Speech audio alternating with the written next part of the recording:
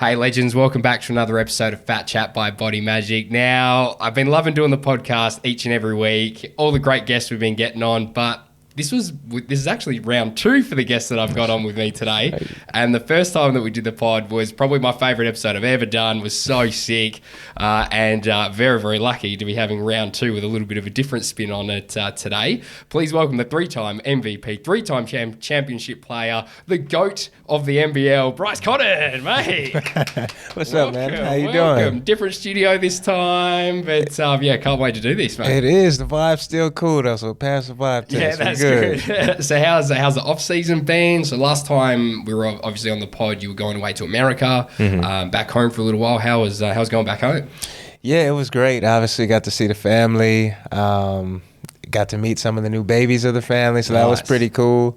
And then, getting back to working out over there with my trainer. And then, we came back, I think, after 5 weeks. So it was a quick little hit, but we enjoyed it. That was good. Much changed, or is it still all the same? Exact same thing every time I come back. Nice. And how was your workouts when you're over there? So that was your trainer Jamal that you chatted about on the last pod a little bit? Yeah, Jamal Rhodes. So whenever I go back home, I always get my workouts in. It's going to be different for the following off seasons because he just accepted a coaching job with Kentucky for women's basketball. So I guess I'll be heading to Kentucky quite often in my off seasons now. But very happy for him. How far is Kentucky from Tucson?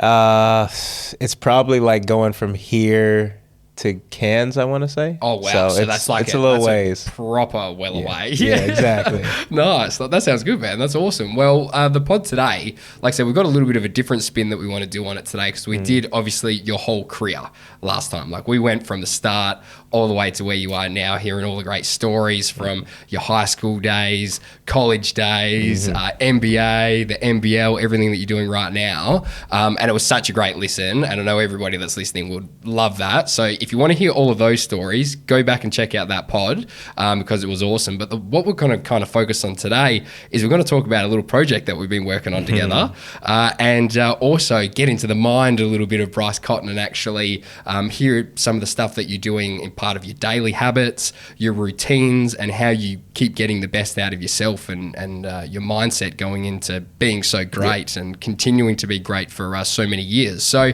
the project that we've got, very, very excited. We launched it last week. We've launched the Bryce Cotton Body Magic Challenge, which is an online program that Bryce has put together all the skills and drills workouts. And how did you find filming all the workouts? Yeah, it was fun. It was a lot of work. It was a lot of work. It was fun, man. And I think, putting something like that together was so cool. And obviously he was a tremendous help. But as we kind of talked off the screen, like some of the things I wish I had access to when I was a young kid, I would have loved for something like that. So I guess to be able to be that person I wish I had in some degrees, it was very cool. And with all the different drills and skills I've learned from different people throughout my journey, it's like, why not try to condense that and give as much knowledge as I can to as many people that want to subscribe to it. Absolutely. So pretty much what it is, just like a bit of a summary, is it's an online package that's through my website, and you get skills and drills from Bryce Cotton. So he's literally teaching you how to do various, dribble combinations, skills, drills, shooting stuff, tips. The tips that you were sort of giving when, you might be teaching a skill or a drill, but the little tips and the little nuggets of advice, I was like, they were the bits that I think were the best out of the whole thing. There was one that you were telling about, like, going past, screens off players, and you just do the little, taps around. There's just all these little bits in there that were just so great to hear. And I know that so many people out there are going to love it. So you get the skills and drills from Bryce. I'll be looking after all the stuff off the court, so like strength and conditioning workouts, helping you take your athletic performance to the next level. There's nutrition help as well. There is also different variations of it. So we've got a beginners and juniors course, we've got an intermediate, and we've got an advanced. So there's different levels for everyone, which is great, and there's something there for everyone. You also get a weekly check-in with a Body Magic coach to see how you're going, answer questions, and then you get a Q&A session every fortnight with Bryce Cotton, which I think is probably the coolest thing out of the whole thing. You excited to do the Q&As, or? I actually am, because I would say, like, with all the different drills and stuff that there are in basketball, like, I was always a very curious kid. So if somebody tried to tell me something when I was a kid, and if I felt the drill didn't translate or make sense, like, no, I'm not doing it. So as we put this together, the one thing I wanted to pride myself on is making sure any and every drill that, you know, we put in place, I would never tell anybody to do something that I don't actually do every day or something that hasn't actually helped me. So I think the authenticity behind it is what made me passionate about this project. So when I'm able to do these Q&As, I can tell, you know, whoever exactly why we're doing what we're doing in as many details as they need or as little. Yeah, exactly right. And from being on court with you as well and doing the podcast and that sort of thing, when you get talking about basketball, oh my God, your face lights up. You can just talk and talk and talk, and you've just got so much knowledge and experience and you know, everything. Obviously so passionate about it, which is why when we were doing early on doing some videos, and when we started talking about doing this project, that I was like, we've got to make this happen, because I was there with you doing some of the videos and I was going, this is the coolest thing ever.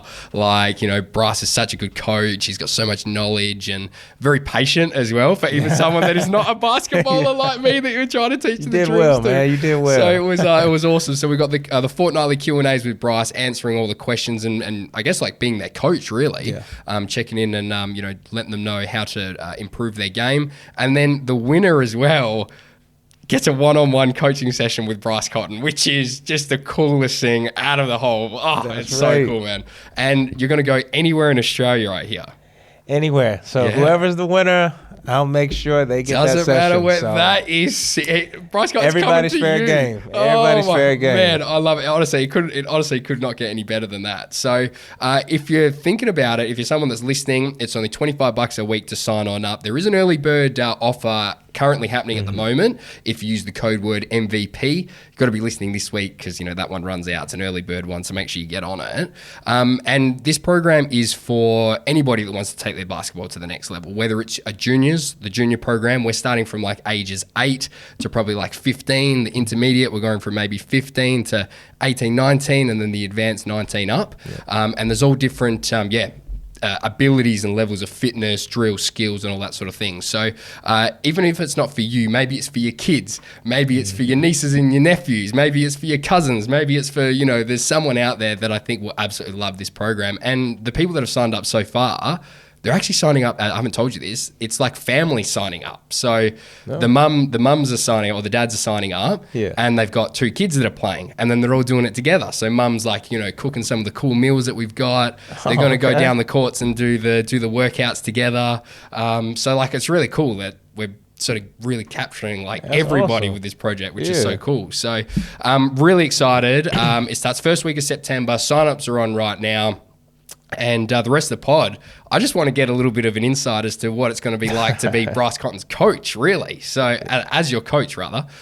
So you being the coach, I'm getting that mixed up. You coaching us. Right. I'm the coach this time.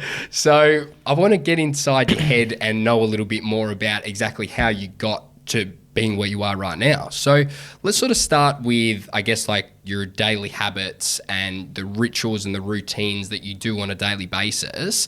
Would love to know maybe what you do on the court. So like, what does like a workout look for you? Like at the moment leading up to the season, like what's the week looking like? What are you working on? I mean, especially going into this late stretch of the off season, the workouts become more efficient and not as long. So I'll start off with, you know, floaters from each side of the basket, left side, right side, down the middle. And then I start off with a little bit of form shooting, warm up with some free throws. And then right after that, once my body's feeling loose, I shoot from the 5 or 7 spots, depending on how I'm feeling on the day. And it's all types of catch and shoots, shooting off pick and roll actions, and a lot of different dribbling combinations, because that's where the majority of my shots come from. And my logic behind that is, if I'm shooting from every spot on the floor the same amount of times every day in a variety of different moves, I'm comfortable no matter what shot I take come game time. So it's kind of like a little bit of OCD to it, but that's my method. And I feel, you know, you just build that compound effect of doing ordinary stuff an extraordinary amount of times, and you start to get really good at it. So then the actual reps that you're doing, so you're saying you go into every spot and you're putting up the same amount of shots. How many shots are you putting up in a session? In a session, if I shot Or is it like makes that you're going for, or is it... So yeah, I always go off of makes. Yep. But depending on how it may be, like let's say for a certain spot, I wanted to make 10, but it took me 15 shots to make 10.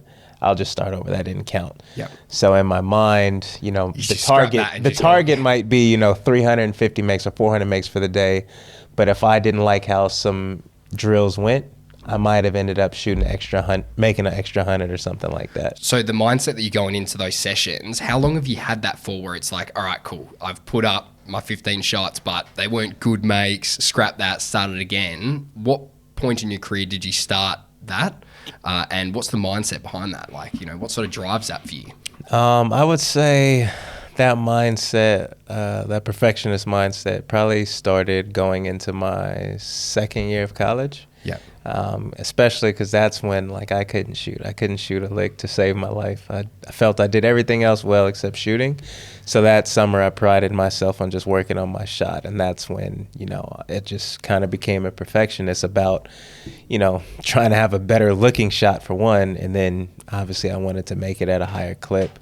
And from there, once I saw how much improvement I had off of like a three-month off season, I just felt like that would translate into everything I did, whether it was weightlifting or dribbling drills, no matter what, because I saw the rapid improvements. Yep. And it's something that stuck with me from that point on, because I'm superstitious. So if I do something and it works, I'm going to keep doing it. If I do something and it's a bad result, don't do that again. You'll never see it again. Yeah, right. Gotcha. That's so crazy. Well, I think it's so, like we just touched on before, that habits are like the things that really drive success. Everybody I've spoken to on the podcast, high-performing sports people, or high-performing business people that I know, it's always just about rinse and repeating.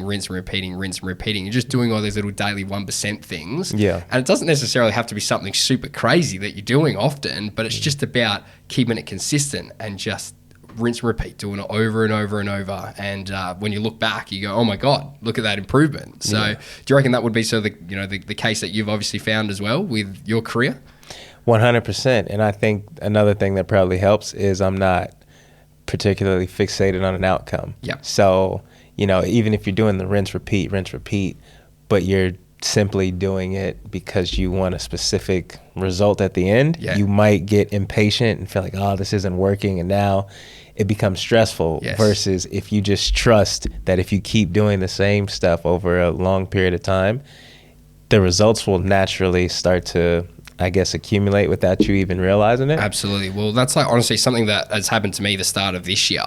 So just with, my work stuff and whatever, it was all going pretty well. I was getting some good momentum, but then I noticed myself, it was chasing the result of something rather than actually just enjoying the process of doing it. Yeah. And exactly what you said, that then led to me feeling really negative about everything, because you can't often dictate the end result.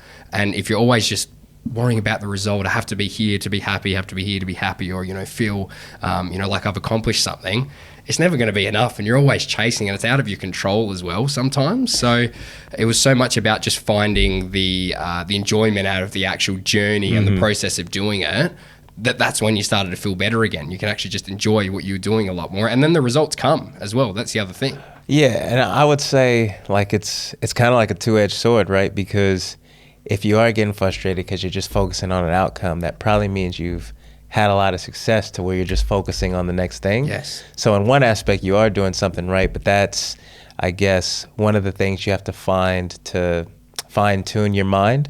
If you have found a lot of success and you find yourself that you're great in whatever it is that you're working on, you kind of forget to fall in love with the process, and you become so results-driven. And I've struggled with that a lot.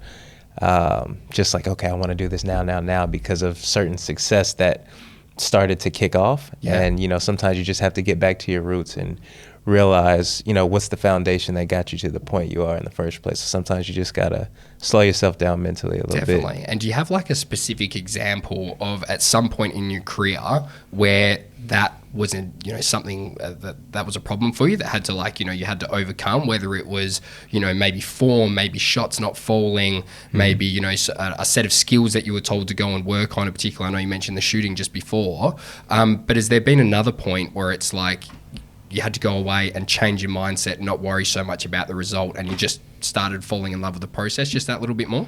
Yeah, I would say it wasn't so much about a skill set of the game, just maybe getting the credit I felt I deserved. Yeah. And because okay, I'm working on my shots. My shots are getting better. I'm working on dribbling. This is getting better. And then I'm seeing it translate to the game, but it's didn't feel like I was getting the recognition I deserved. So then I became fixated on that. Yeah. So now I'm working hard and I'm getting better, but I don't even care about the fact that I'm getting better, acting spoiled in some regards, because it's well, why am I not getting the recognition that some of these other players are getting? But once I kind of remembered, okay, this wasn't your initial goal to begin with. Your goal was to get better. But now that you're getting better, human nature, we're never satisfied, so we look to what's next. And, you don't, I guess, eliminate that desire for wanting that recognition, but then you just kind of prioritize and focus on, if you just continue to get better, the recognition will come even when you're not looking for it. Yeah, absolutely. I couldn't agree with that more. And that's definitely the case even with, people that I work with personal training wise, whether it's someone that's wanting to, lose weight or, get better at their sport or whatever. The results come, and sometimes, it's great to see the results, but if you just keep getting so fixated on chasing that feeling that you're getting from the result, or it has to be the same, or it has to be that same level the whole time, it takes away so much enjoyment that you can have in the meantime, because it's instead of thinking that I'm only going to be happy when I achieve the one ultimate goal, there's probably 100 little goals in between there that you can be still get the same level of satisfaction from all throughout the process. Yeah, definitely. It's almost like shifting, at least for me, having to, which is more of a recent thing, I would say, having to shift my mindset from playing from anger and frustration and a sense of urgency to playing again from joy. And it's almost like you want the goal, you want to achieve these goals you have, not for the sake of you care about it at this point. It's it's been so stressful. I just want to achieve this, get it over so I don't have to stress anymore. Yes. And it's no, that might be the same thing that's keeping you from it, because before you got to this point, you've played the game from a place of joy, love, passion, all that. And all these different things have unfolded. So every time some adversity hits or whatever, which is part of life, a part of whatever field of work you're in, just trust the process, keep doing what you've been doing, trust your foundation, and eventually what's meant to be will unfold. But if, you switch from playing from joy to anger, at least for me, it's you still might achieve a lot of things, but it's so much more stressful. Why not? Absolutely. Why not do what you want to do with a smile, Exactly. Yeah, absolutely. And you've won every individual accolade. I mean, MVPs, championship player multiple times. Pretty much every team in the NBL's whole game tactic is just to stop Bryce Cotton pretty much and try to work out a way to minimize your impact on a game. I'm sure the pressure of that must get to you at some point for sure. But what things do you do to handle the pressure in terms of your mindset when it comes to a big game, or maybe if you're finding yourself that you haven't been able to get into games the way that you usually do? What's something that you work on yourself mentally to get yourself back to that point and deal with those high pressure situations that you find yourself in? I would say for me, it's just more so, which has again become a recent thing. I coined it, this thing called the recess mindset. In recess, as in lunch and recess? Yeah, lunchtime back in, middle school or primary school. What we would do, as soon as lunch hit, we'd have our lunch real quick and then we would go play basketball. And I was talking with my friend about this the other day, and it's nowadays, I'll listen to music and to get into the mood, and I got to focus, and, my wife and my daughter, they can't really talk to me too much before the game because I have to lock in and all this. But it's when I was in school, I didn't need to listen to music before I was going to go play at recess. I knew I could play the game. Yeah. I was excited that I'm going to get to go play basketball, and I was going to play good. And it's why can't I What have that same changed? mindset Yeah. now? And it's stuff that you put in your own mind. And some of it is because of, having success. I feel for me, especially in Australia, I never really had the opportunity to just be me. So as soon as I came here and we won the championship and all that, it was like, oh, is Bryce going to be our next Ricky Grace and blah, blah, blah, blah, blah. Yeah. So immediately I'm always compared to Ricky. And then, I'm blessed to keep achieving individual things as well as team championships and all that. Then it's, oh, is he the greatest import? And then it's, they talk about me and Leroy. More success is coming. And then it's like, oh, okay, well, he's just the greatest ever. So then it's between me, Leroy, and Gaze. And it's like, I've never been able to be me, but because I'm competitive, it's like I'm taking on these challenges, but the joy has shifted. It goes from passion to like, oh, I got to get this done. Yeah. So now it's like, no, you just need to go back to your recess mindset because this is what you've done to get here. You can play this game. You love hoop. So just go out there and play from a place of joy, and whatever happens, happens, because at the end of the day, that's why you started playing to begin with. Absolutely. So that's what's helped me. I love that. So like, at what point did you start taking on that mindset? Was there a point that, that stuff was really, getting on you? And was it someone that gave you that advice in particular? No, just kind of thinking to myself, and Just your experience, yeah. Yeah, and I started thinking about this probably 2 months ago. Yeah. So it's very, very fresh. And but sometimes you have to keep bumping your head a couple times before you have to change your perspective. And with the new ownership we had, with the new coaches, the new teammates that I had been having these last few years, it was just so much change, and there was a lot of frustration that came along with that. And because of how I am about goals that I have for myself, like I get so obsessive about it. So it's like you got to find a way to. Oh my goodness! You're good. You got There's a massive bottle of water down there for you. I'll get that in a second.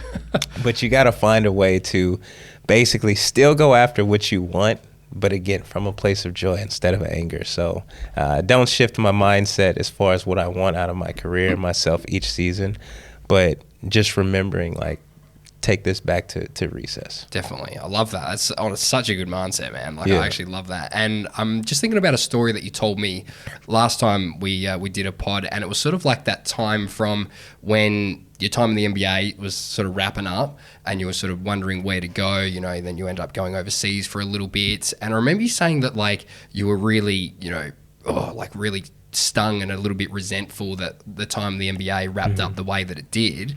Do you wish that you kind of had that same sort of mindset back then? Or do you reckon that it's just from having all these experience that you've been able to, get your thoughts together and then go, yeah, that's actually how I'm going to approach the rest of my career, and that's how I'm going to be great?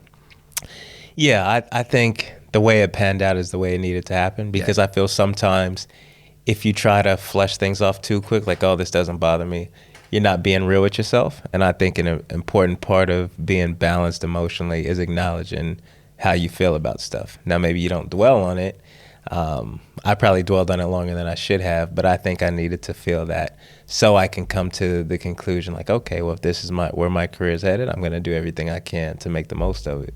Yeah, definitely. And when we've been doing all these shoots and last podcast and everything, there's this brand of shirt that you wear, and it's ugly, and I'm sure it's not just every time that you're wearing this that you're just saying that I'm ugly every time. That's why we're hanging out. I'm sure of it. Is there some significance behind ugly? Because I see you post about it, and it's quite all over your social media and stuff like that. Yeah. Is there some meaning behind that? Yeah, I mean, I actually got it on. It's cold in here today. That's why I told you, he doesn't go anywhere without this shirt. I do got it on. So ugly, yeah, that's a brand that my cousin back in Tucson that he's been doing for a while now, and obviously I've love supporting my cousin, but just the concept behind it. So ugly, it's an acronym, and it stands for You Gotta Love You. Yeah. And I love the idea behind that, about how contrasting that could be. The term says ugly, but it's about, you just gotta love you.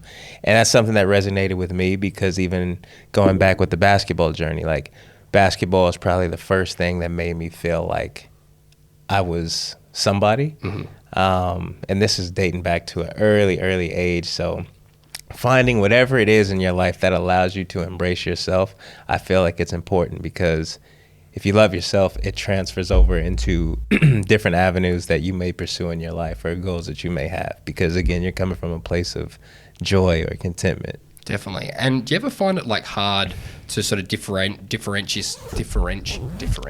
yourself between Bryce Cotton, the basketball player, and Bryce Cotton as you? Because obviously there's, you know, so much pressure on and eyes on you on the court, but then off the court, you're pretty chilled. Like, you know, there's sort of like you got these two kind of, you know, roles, I guess, that you play. Is it hard to sort of switch off the basketball stuff when you get home? And how do you do that? I'm sure it's probably been a bit of a work in progress for you throughout your career.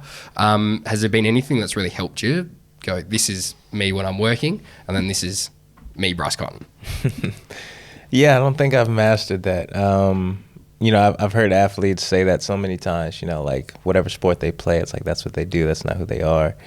I've never really separated that because of what basketball has done for me in a lot of ways. It's saved my life in more ways than one. So I just have always viewed myself as like basketball is what I do. It's who I am. It's shaped my personality. So it's just a part of me. And luckily, you know, my loved ones and the people that are close to me, my closest friends, they all understand that. They know that's how I am. So I don't have to be apologetic for being that way because they accept me like that. Yeah, most definitely. And this off-season, you've been away doing camps like all around WA. You've been to Kalgoorlie, you've been down south, you've been, where'd you go, Broome as well? Broome, Geraldton, yeah, you name it. Tell me about the camps. How was that? It was amazing. You know, for me, it was a big step outside my comfort zone because, as you said, like I'm very reserved in my personality. So I guess to speak to so many different kids, try to bring energy to them and all that. I had so much help from Damo, of course, so he made it a lot easier. My next question was, how did you go with being in a car with Damian Martin for like 5 or 6 hours to your drives to Kalgoorlie? Being in the car was harder than the actual camps, you know. Damo has a definitely fear of silence, so it wasn't, I didn't have too much quiet time with him, but honestly, man, it was amazing. I got a chance to pick Damo's brain about, you know, how to do these camps, how do you feel comfortable bringing energy to kids, because he had done that stuff for years throughout his playing career. Yeah. And it made it much easier for me to do, and the more camps we did, the easier it got. Well, like from the first videos that we shot together versus the most recent videos we've shot together, the difference in like the way that you explain it, the coaching, your confidence, it's just amazing because you've gone and done all these amazing camps and had all this, you know, huge experience of coaching thousands of kids, you know, combined with all these ones. And it's like I said, you're already at the start. We're an amazing coach, but I just can't believe how good of a coach and how good of an explainer you are that you can just, I think it shows how well somebody actually knows something of how simple you can make something look or explained or tell, and you can just break it down to someone like me who's, you know, a basketball novice, and I can then go, okay, cool, these are some things that I can work on, and then you've got the next 10 steps to make that thing better, plus the next 10, plus the next 10, like it just keeps going. So like I said, that was why I was so excited to do this project for you, because some guys are great athletes, but then some guys can't maybe, you know, try to help others get better as well. But oh my God, you were amazing at getting other people to improve and get others better. So I'm sure those kids would have just been loving it on the camps. Was there anyone that real stood out, like for any of those camps that you went and did? Yeah, there was actually a couple kids, and the thing would be, you know, the thing I found with all of them, that they were there just enjoying themselves. Like they weren't, you know, one of those, if a kid missed a layup, you know, they're pouting or anything. Like they had some of the best attitudes, like the best players. Yeah. And, you know, you can learn from anybody. So like, I guess subconsciously as well, just seeing these kids who might stand out to me, watching their attitude, maybe I was taking notes of that mentally before I came, you know, on board with this recess thing. So those kids helped me a lot, just as much as, you know, I would like to think I helped them in my short time. Most definitely. And the programs that we're putting together, so I just want to like run down like, you know, what we've got planned for everyone. So like we said, we got the skills and drills from Bryce, and we filmed, I think there was like just over 100 videos that we filmed with all different combinations of stuff. And they're all like the regressions and then progressions of certain things. So like, for example, it's like, you know, the first one might be super easy of just dribbling the ball through your legs. Yeah. And then the next one was doing it moving. And then the next one is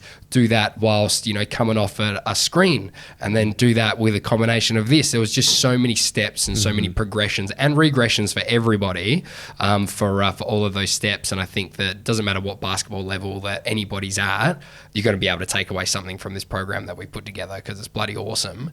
With the Q&As, what do you want to be able to, give to everybody? Like what's the sort of stuff that you kind of, really want to pass on? Is there any like real great topics that either some of your coaches have given you along the way, or any really good bits of advice to improving?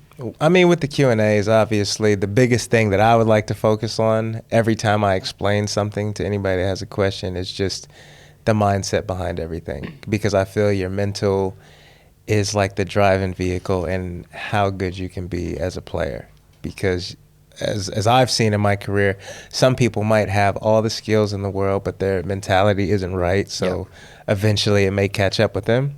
And then on the flip side, there's other people who, people may not think they're the, one of the better players, but they have the right mindset. They stick to their process, and before you know it, they've done a 180 and they've passed, everybody that they had ahead of them before. So no matter how good somebody is or how much work somebody needs to do, their mindset has to be right. And that's the biggest thing I want to stress to anybody I'm able to answer questions with. Absolutely. And there was this one video that I remember that we filmed. It was for a drill called Beat the Pro, right? Do you remember when we did this video? So we did a few variations of it, but explain the drill. How does it kind of work, just roughly?